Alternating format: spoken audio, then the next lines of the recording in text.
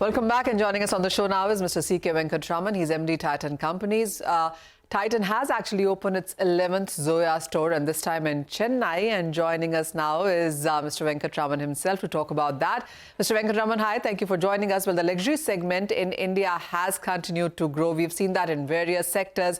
Would you say that there is maturity and pickup in the segment, especially when it comes to the jewelry as a sector also?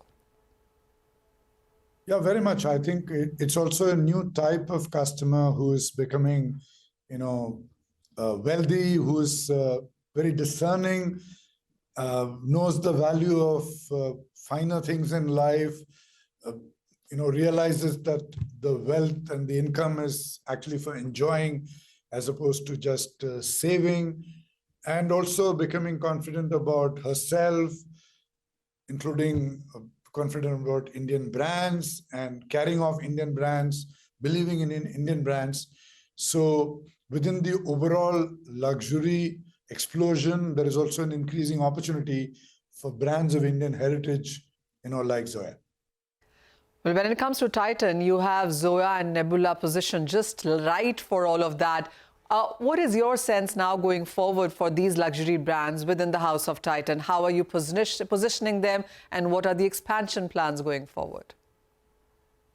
Yeah, so, we have been very, very particular about the manner in which, Zoya should be presented, and we have actually really sharpened every aspect of it over the last many years. And we have reached a stage now where we are very satisfied with all the aspects of Zoya, and in a way it's been at the right time, I would say, the state that Zoya has reached today, and we're looking at a growth rate of in excess of 40% CAGR for the next decade, I would say, perhaps certainly next 5 years, opening between 3 and 5 stores of Zoya, because we are particular about which city, which neighborhood, taking into account the kind of customers we cater to. So 3 to 5 stores every year, 40 to 50% growth CAGR.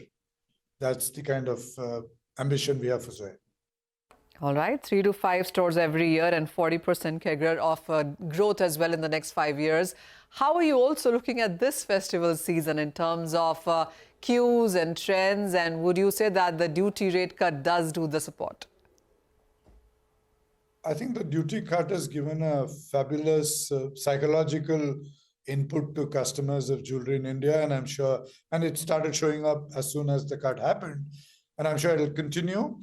And the overall outlook for the jewelry industry for the festive season is very strong.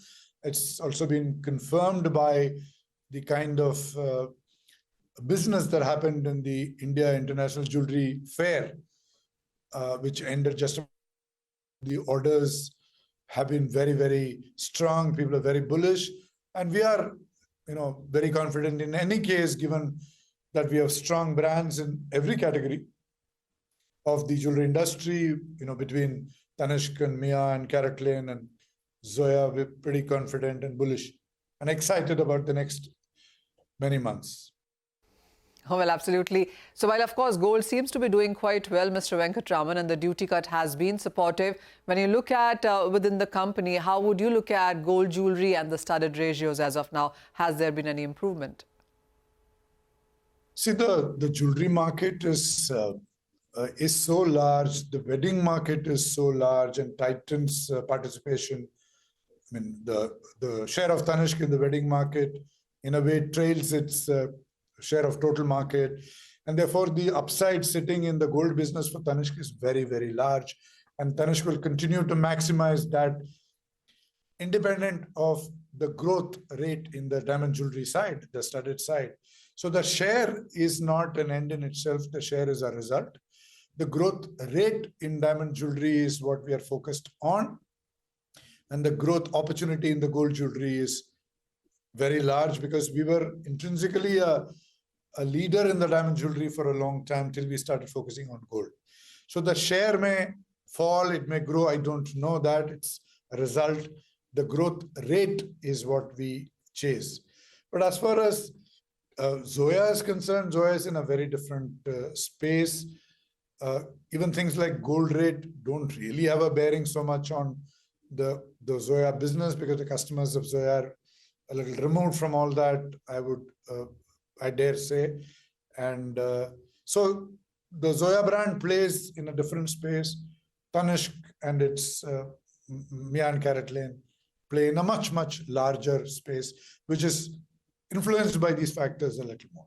But the share of diamond jewelry is not an end in itself, it's a result.